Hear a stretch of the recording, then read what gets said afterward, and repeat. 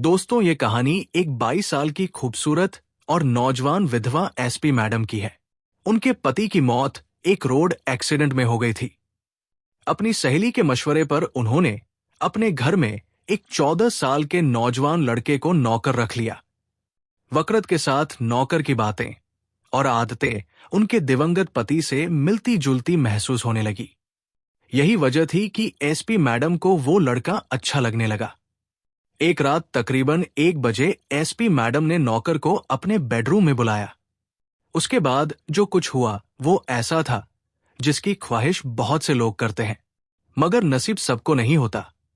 ऐसा लग रहा था जैसे नौकर के हाथ किस्मत की कुंजी लग गई हो।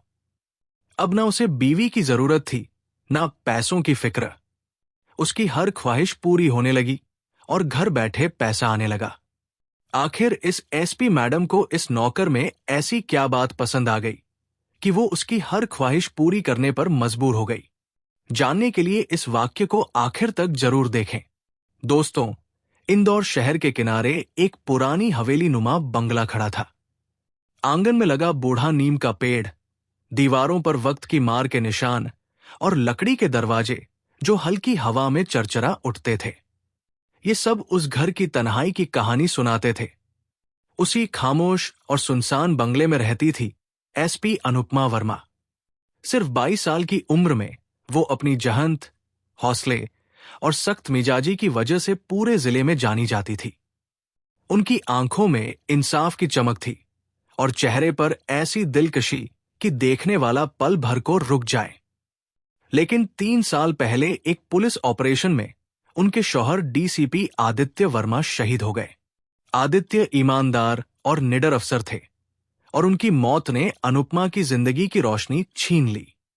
गम को उन्होंने दिल में छुपाकर अपनी ड्यूटी में झोंक दिया और जिले की सबसे कम उम्र सख्तगीर एसपी बन गई।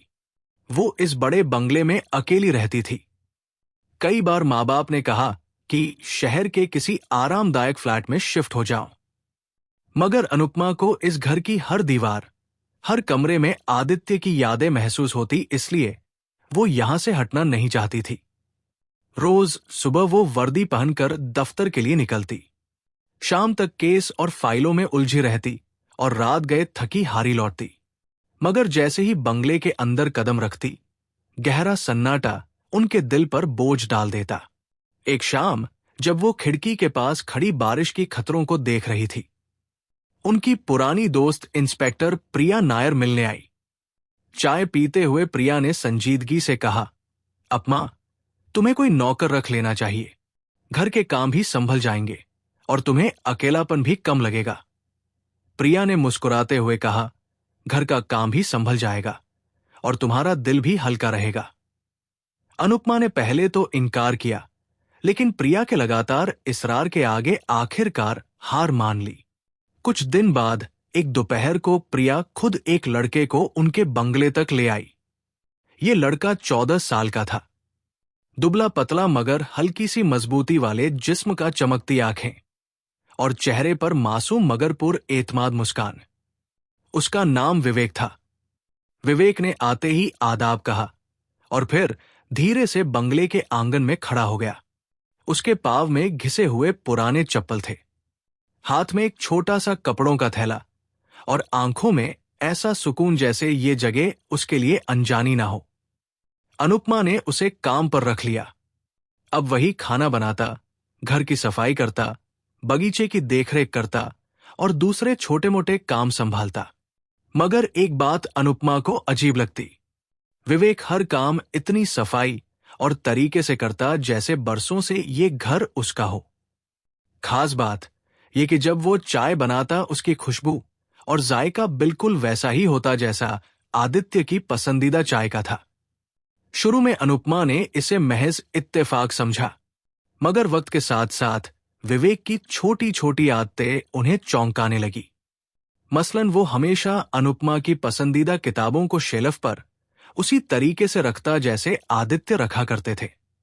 एक रात अनुपमा ने अपनी डायरी में कुछ लिखा और अगली सुबह देखा कि डायरी उसी सफ़े पर खुली हुई है, जैसे कोई रात में उसे पढ़कर गया हो।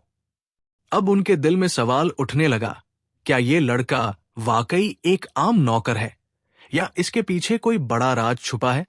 एक रात जब बारिश जोरों से बरस रही थी और अनुपमा दफ्तर से लौट रही थी, बंगले की बत्ती तेज आंधी और बारिश की वजह से चली गई।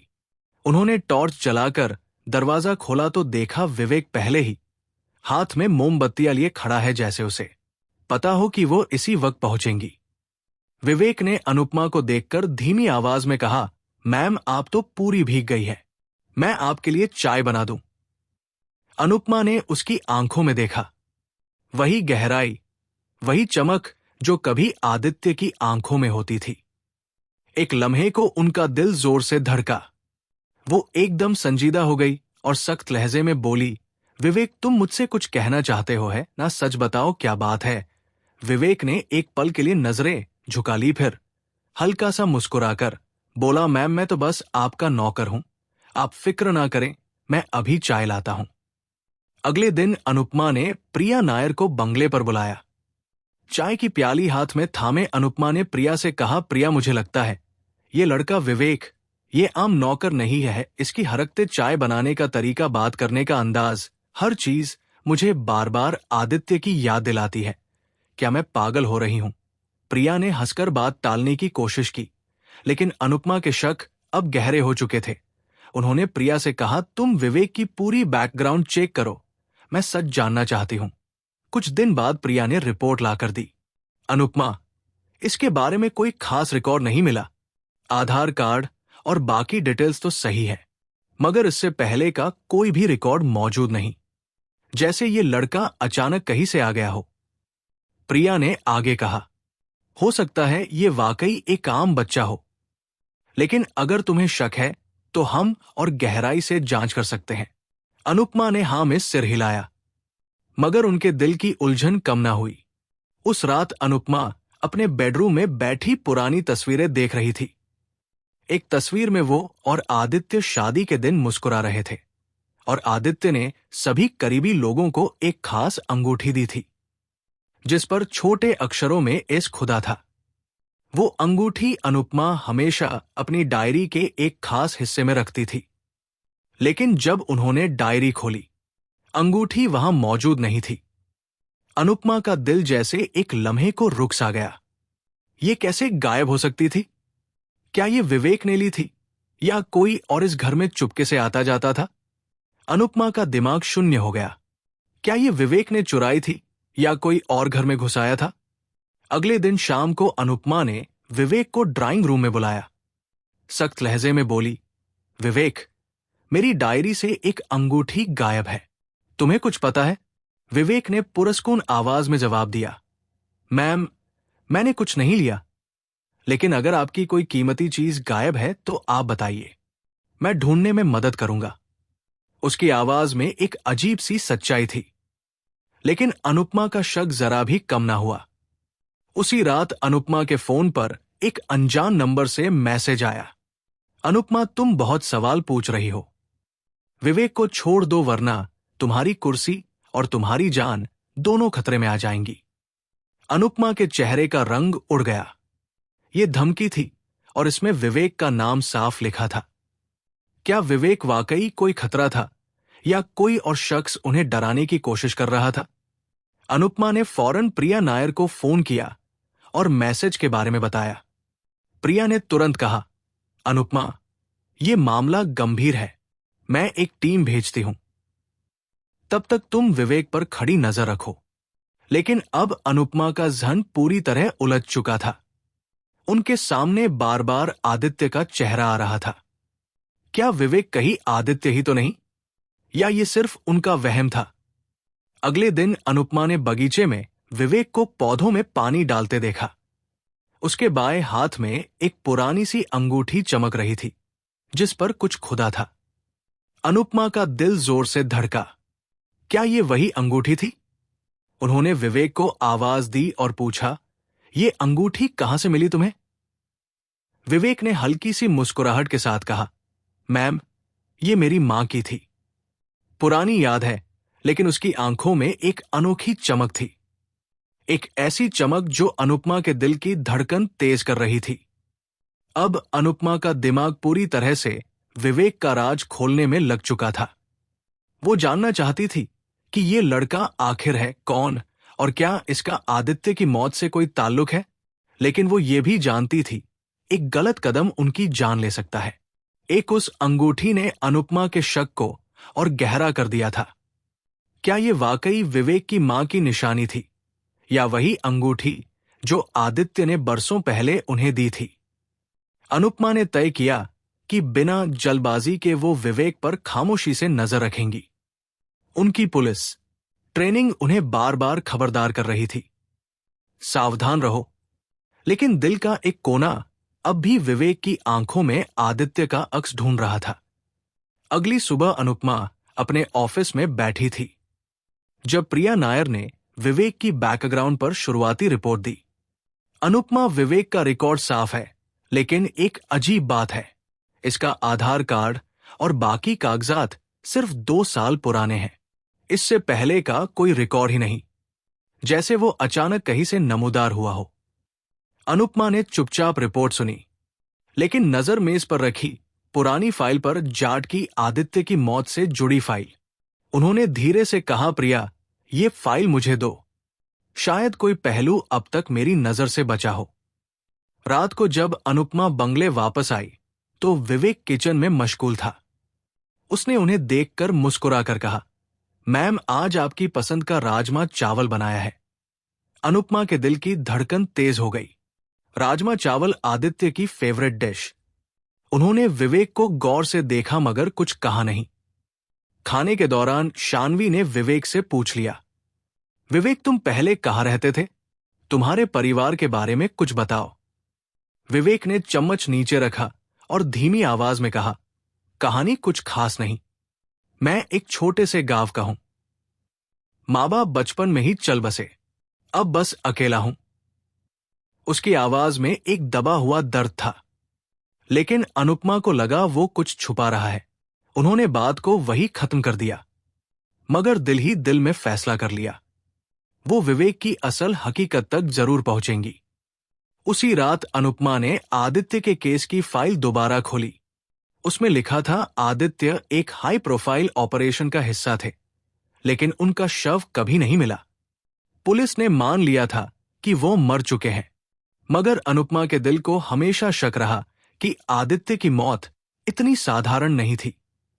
फाइल में एक और चौंकाने वाली बात थी।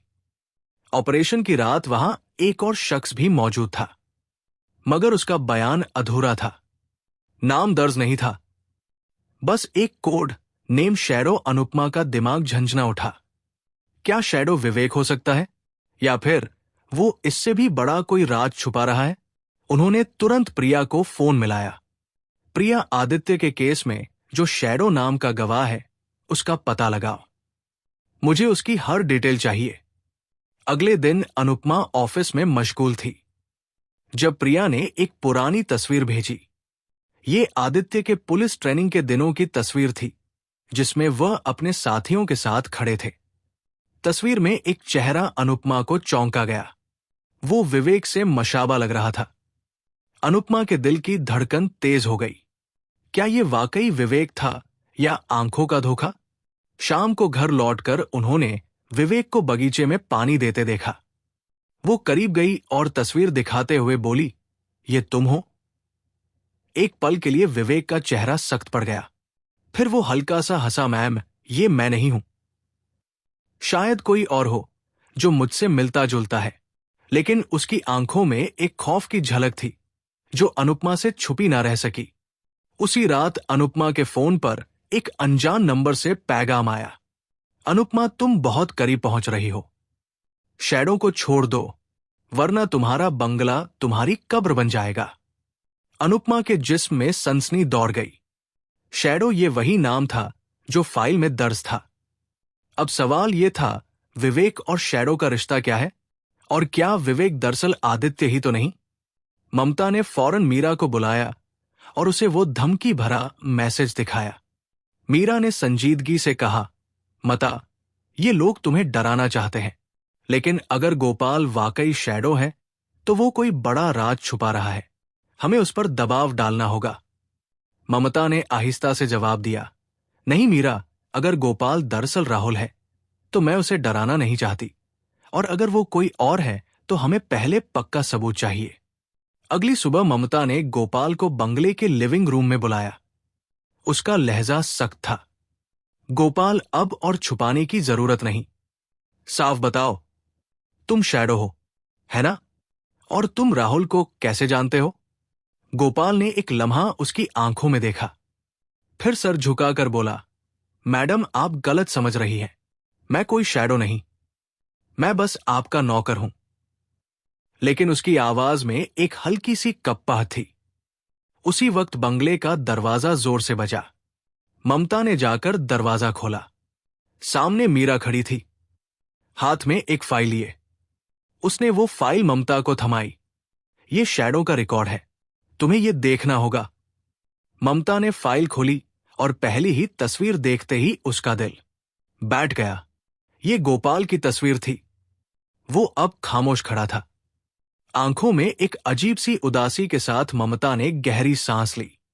गोपाल, अब और झूठ नहीं, तुम कौन हो और राहुल के साथ क्या हुआ था?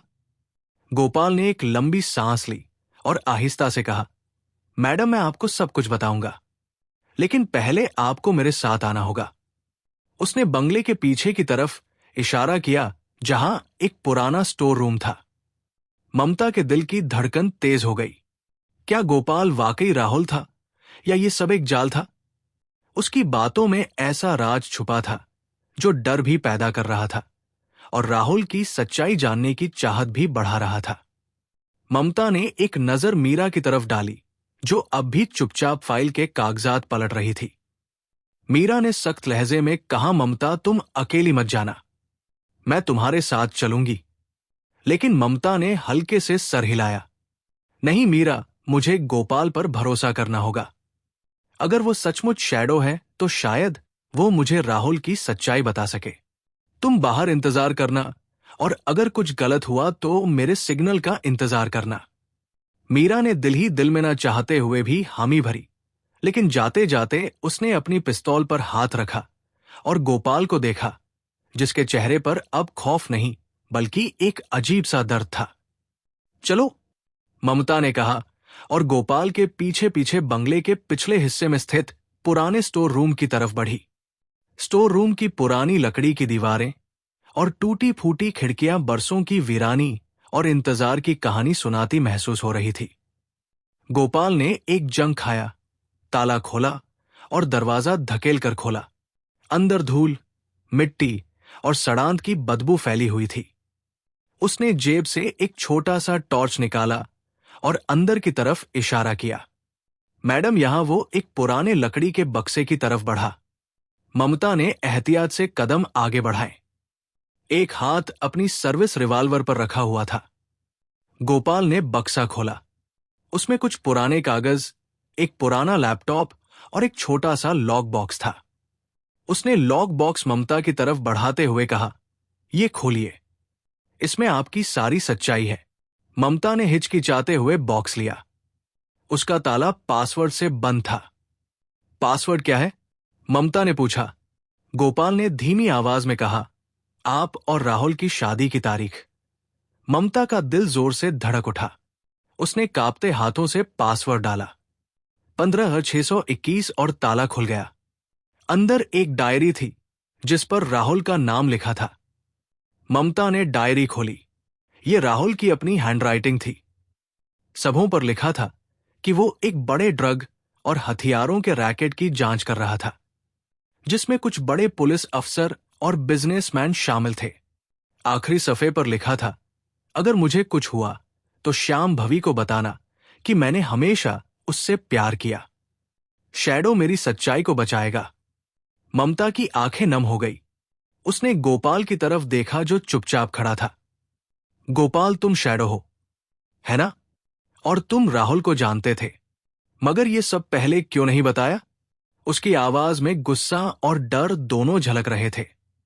गोपाल ने गहरी सांस ली। मैडम, मैं ही शैडो हूं। मैं राहुल का जूनियर था। उस रात जब गोदाम में धमाका हुआ मैं वहां मौजूद था। राहुल ने मुझे अपने प्लान के बारे में बताया था। उसने कहा था कि अगर उसे कुछ हो जाए तो मैं उसकी सच्चाई को बचाऊं, मगर मैं उसे बचा ना सका। उसकी आवाज लरज रही थी। ममता ने डायरी को सीने से लगा लिया। तो राहुल मर चुका है। उसकी आंखों से आंसू बहने लगे। गोपाल ने सर झुका लिया। मैडम, मुझे पता नहीं। उस रात के बाद राहुल का कोई निशान नहीं मिला, मगर मैंने सुना है कि रैकेट के लोग आज भी डरते हैं कि वो जिंदा हो सकता है। इसीलिए मैं आपके पास आया, आपके बंगले में काम करने लगा, ताकि आपकी हिफाजत कर सकूं। ममता का जहन उलझ गया। अगर गोपाल शैडो था तो शायद वो सच बोल रहा था, लेकिन उसकी आंखों में राहुल की परछाई और उस अंगूठी का राज अब भी अनसुलझा था। तभी स्टोर रूम के बाहर से एक तेज आवाज आई कांच टूटने की। ममता और गोपाल ने फौरन अपनी रिवॉल्वर निकाली। ममता ने गोपाल को पीछे रहने का इशारा किया।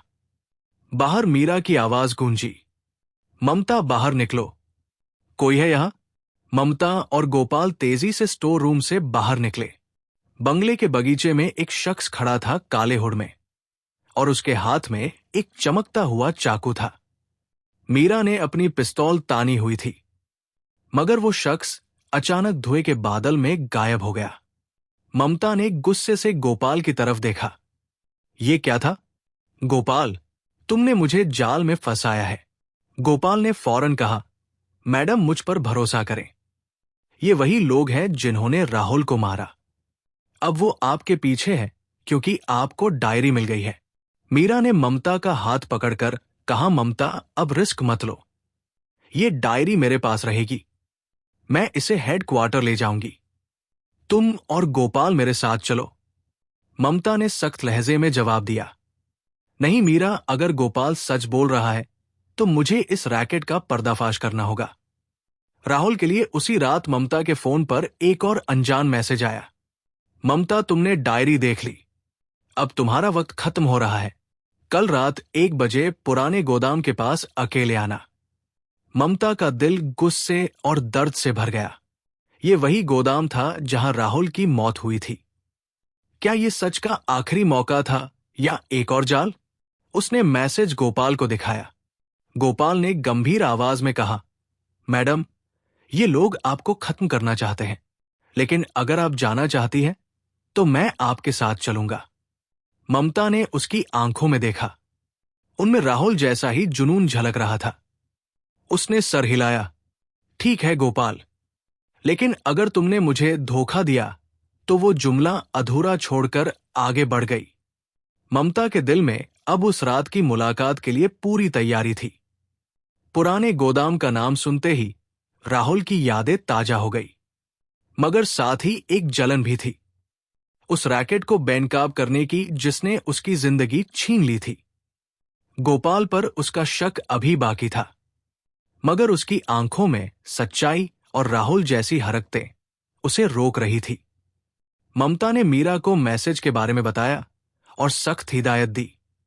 मीरा, तुम और तुम्हारी टीम गोदाम के आसपास छुपकर नजर रखना, लेकिन जब तक मैं सिग्नल ना दूं कोई कदम मत उठाना।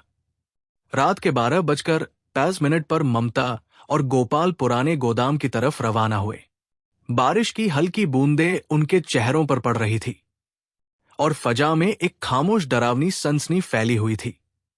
गोदाम का सन्नाटा सांस सांस गूंज रहा था। ममता ने अपनी सर्विस रिवॉल्वर कमर में अड़ा रखी थी और गोपाल के पास एक छोटा सा चाकू था। टूटे फूटे गेट के करीब पहुंचते ही ममता ने धीमी आवाज में कहा, अगर ये जाल है गोपाल तो तुम्हें इसका हिसाब देना होगा। गोपाल ने गंभीर नजरों से उसकी तरफ देखा। मैडम, मैं आपके साथ हूं।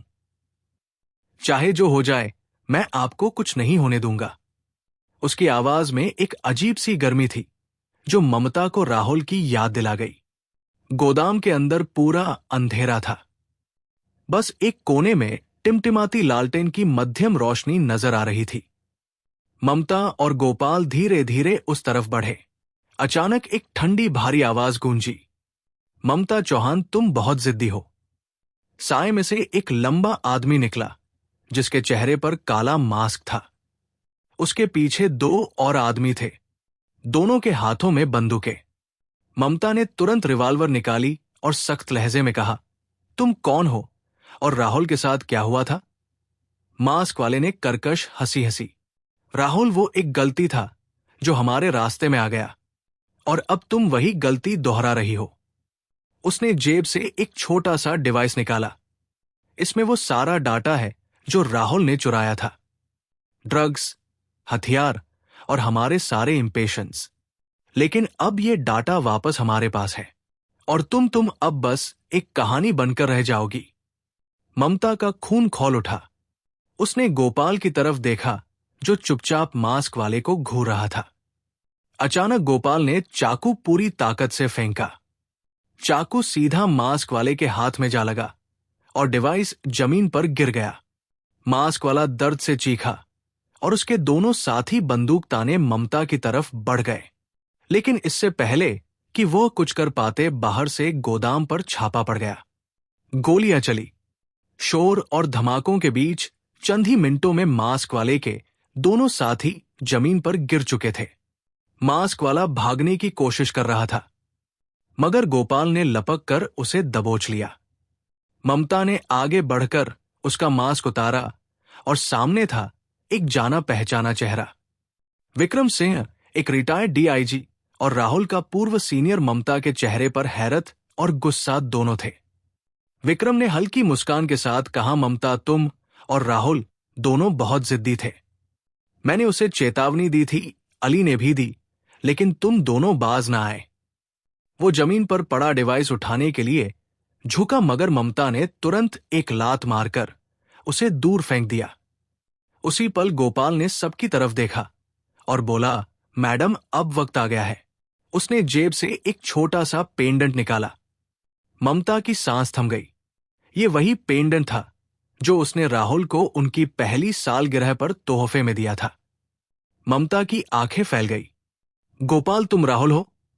गोपाल यानी राहुल मां ने धीरे से सिर हिलाया। हां, मैं राहुल हूं। उस रात गोदाम में मैं बच गया था, लेकिन जानता था कि अगर मैं सामने आया तो वो तुम्हें निशाना बनाएंगे। इसलिए मैंने अपनी मौत का नाटक रचा और शैडो बनकर उस रैकेट को ट्रैक करता रहा। गोपाल के रूप में मैं तुम्हारे पास आया ताकि तुम सुरक्षित रहो। ममता की आंखों से आंसू बहने लगे। उसने कांपते हाथों से राहुल को गले लगा लिया। तुमने मुझे अकेला क्यों छोड़ा? मैंने हर दिन तुम्हें मरता हुआ देखा। राहुल ने उसकी आंखों में देखते हुए कहा, मैं तुम्हें खोना नहीं चाहता था ममता, लेकिन अब हम साथ हैं।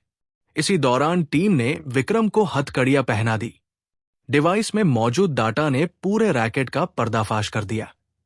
विक्रम के साथ कई बड़े बिजनेसमैन और पुलिस अफसर गिरफ्तार हुए।